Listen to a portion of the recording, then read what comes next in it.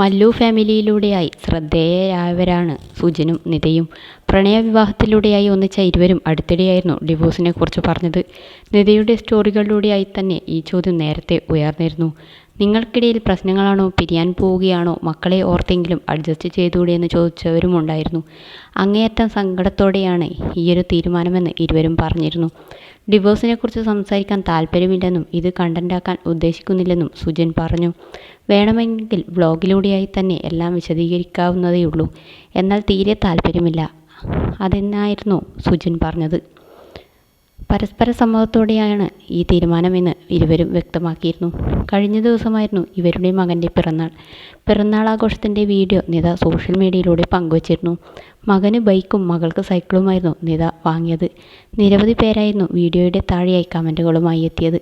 അപ്രതീക്ഷിതമായി അവൻ എന്നെ കെട്ടിപ്പിടിച്ചപ്പോൾ ഇമോഷണലായിപ്പോയി. എൻ്റെ മക്കളുടെ സ്വപ്നങ്ങളും നിറവേറ്റാനും അവർ ആഗ്രഹിക്കുന്നത് പോലെയൊരു ജീവിതം അവർക്ക് നൽകണേ ദൈവമേ എന്നുമായിരുന്നു നിത കുറിച്ചത്. സുജിനും കുഞ്ചൂസും വളർന്നതുപോലെ അച്ഛനില്ലാതെയല്ലേ ആ മക്കളും വളരേണ്ടി വരുന്നത്? അമ്മയ്ക്കെങ്കിലും മകനെ തിരുത്തിക്കൂടെ എന്നായിരുന്നു ഒരാൾ ചോദിച്ചത്. മക്കളുടെ കാര്യം ഓർക്കണ്ടേ, അവർക്ക് അച്ഛനും അമ്മയും വേണ്ടേ എന്ന ചോദ്യങ്ങൾ നേരത്തെയും ഉയർന്നിരുന്നു. നിത പോസ്റ്റ് ചെയ്ത വീഡിയോയുടെ താഴെയായി അമ്മയെക്കുറിച്ച് വന്ന കമൻറ്റിൽ പ്രതികരണവുമായി സുജിനും എത്തിയിരുന്നു.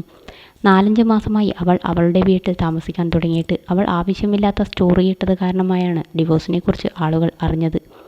അമ്മയെക്കുറിച്ച് പറഞ്ഞതുകൊണ്ട് മാത്രമാണ് ഞാൻ പ്രതികരിക്കുന്നത്. അവളെ ഞാൻ നേരത്തെ ബ്ലോക്ക് ചെയ്തു വെച്ചതാണ്. ഇതിലേക്ക് അമ്മയെ വലിച്ചിടരുത്. അവളുടെ ഇമോഷണൽ സ്റ്റോറികൾ കണ്ട് അവൾ വലിയ സംഭവമാണെന്നാണോ എല്ലാവരും കരുതുന്നത്?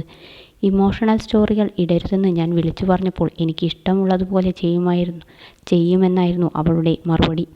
അമ്മയെക്കുറിച്ചുള്ള കമൻറ്റ് അവൾക്ക് ഡിലീറ്റ് ചെയ്യാവുന്നതേയുള്ളൂ, പക്ഷേ അവളത് ചെയ്യാതിരിക്കുകയാണ്.